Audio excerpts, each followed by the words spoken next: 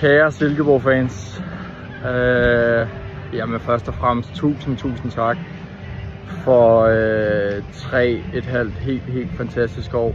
Det har været vanvittigt. Det har været med pokalfinalsejr, det har været med 2 gange Europa, og det har været med bronzemedalje. Det tror jeg sgu ikke, jeg turde håbe på, da jeg skrev under med Silkeborg IF for 3,5 år siden. Så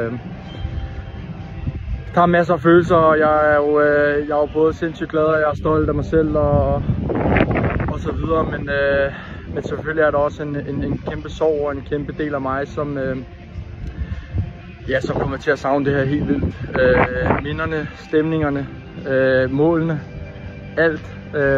Det har været en kæmpe fornøjelse at være en del af, også på fanlægterne, hvordan det har udviklet sig. I har været helt fantastiske, og jeg vil bare sige, at fortsæt det gode arbejde.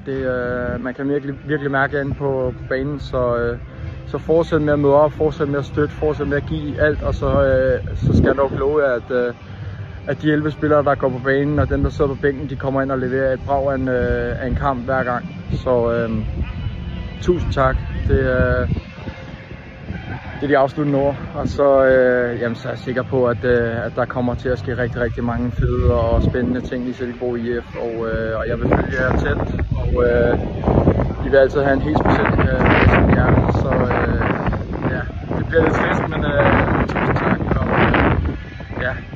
vi ses nok i fremtiden. Jeg prøver at komme på stadion en dag og sige ordentligt farvel til jer alle sammen, men ha' det godt. Hej.